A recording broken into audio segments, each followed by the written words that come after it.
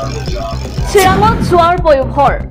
বিজনীৰ Ballamguri Kumarkhali বাটাবাৰীৰ I love you বজাৰত চলিছে মুকলি জোৱা কাৰ্তিক পূজা তথা বিভিন্ন পূজাৰ আহিলালৈ কেৰকেৰি আদিৰ খেলৰ নামত জোৱা খেল অনুষ্ঠিত কৰা হৈছে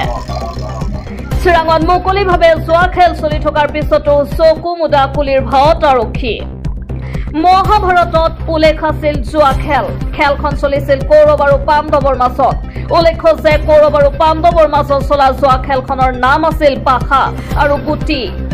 চলিছিল শকুনি কৌৰৱৰ মোমায়েক আৰু সেই পাখা খেলৰ গুটি বনোৱা হৈছিল সুবল আৰু সুৰধৰ্মাৰ হাতেৰে অৰ্থাৎ শকুনিৰ পিতা মাতৃৰ গতিকে জোৱা হে আমাৰ বৰ্তমান ভাৰতৰ পৰম্পৰাৰ পৰা আহিছে আমি আমাৰ পৰম্পৰাক বাদ দি নতুন ভাৰতৰ পৰিকল্পনা কেনেকৈ কৰিম জোৱাই যুৱ প্ৰজন্মৰ কৰ্ম সংস্থাপনৰ বাট মুকলি কৰিব জোৱাক লৈ এনেধৰণৰ মন্তব্য ৰাখিলে ভাৰতৰ গণতান্ত্ৰিক যুৱ ফেডাৰেশ্যনৰ সম্পাদক শুভঙ্কৰ ঘোষে কি কম আৰু জোৱাৰ বিষয়ে জোৱাটোতো আমাৰ এই মহাভাৰতৰ যুগৰ পৰাই চলি আছে কাৰণ জোৱাটো নহ'লে তাৰ মহাভাৰতটো নহ'লহেঁতেন তো এটা ভাল পদক্ষেপ প্ৰশাসনৰ পক্ষৰ পৰাও যে জোৱাটো চলাব লাগে আৰু সেইকাৰণে আমাৰ বৰ্তমান শাসন ব্যৱস্থাওতো সেই মহাভাৰতৰ আহিলাতে চলি আছে যেহেতু হিন্দুৰ চৰকাৰ হিন্দু ৰাষ্ট্ৰ হ'ব গতিকে তেনে ৰাষ্ট্ৰ এখন তেনে চৰকাৰ এখন থাকিলে জোৱাটোও হ'ব লাগে কাৰণ আমি দেখিছোঁ যে আমাৰ কালী পূজাই হওক আমাৰ ৰাস মহোৎসৱ হোক আমাৰ এই কি কয় এইটো কাৰ্তিক পূজাই হোক আজি বিভিন্ন ঠাইত এই পূজাবিলাকৰ আহিলালৈ পূজাৰ মেলাৰ আহিলালৈ প্ৰশাসনেও তাত পহৰাদাৰ হিচাপে যেনেধৰণে শ্ৰীকৃষ্ণ পহৰা দিছিলে যে দ্ৰৌপদীৰ বস্ত্ৰহৰণৰ পৰা কেনেকৈ ৰোধ কৰিব পাৰি তাক ৰোধ কৰাৰ যত্নটো কৰা নাই জোৱাটোক বন্ধ কৰাৰ যত্ন কৰা নাই প্ৰশাসনৰ দ্বাৰাই শ্ৰীকৃষ্ণও পহৰা দিছিলে যে জোৱাটো হ'ব লাগে এজ ইট ইজ আজি আমাৰ ইয়াতো কুমাৰশালীত যিটো চলি আছে কাৰ্তিক পূজা এই কাৰ্তিক পূজাটো জোৱা চলিছে এইটো কি ডাঙৰ কথা হৈছে ভালহে কথা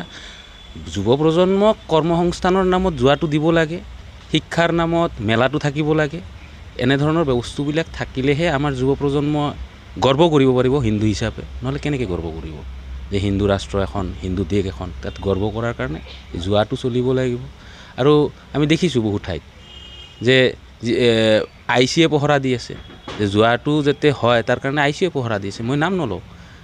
বিভিন্ন ঠাইৰ ভিডিঅ' আছে ভিডিঅ' ফুটেজবিলাক আছে আমাৰ বিজনীতেই য'ত জোৱা চলি আছে তাত দেখা পাব গতিকে জোৱাৰ প্ৰতিবাদ কৰিব নালাগে জোৱা মদৰ দোকান এইবিলাকৰ প্ৰতিবাদ কৰিব নালাগে এইবিলাকৰ মাধ্যমেৰে চৰকাৰে নতুন যুৱ প্ৰজন্মক কৰ্মসংস্থান সৃষ্টি কৰাৰ এটা বাট মুকলি কৰি দিছে লগতে শিক্ষাৰ বাট এটা মুকলি কৰি দিছে মানুহে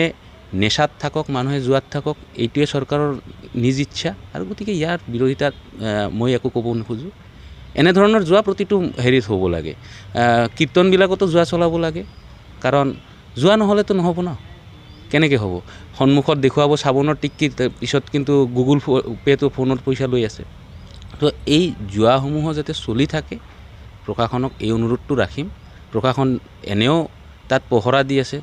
তাতে এতিয়া নকওঁ যে প্ৰশাসনে চকু মুদা কুলিৰ ভাও ধৰিছে য'ত প্ৰশাসনে পহৰা দি পেলাই জোৱা চলাই আছে তাত কুলিৰ ভাও ধৰা কেনেকৈ ক'ম প্ৰশাসনে আৰু বেছিকৈ জোৱা যাতে অপেনলি খেলিব পাৰে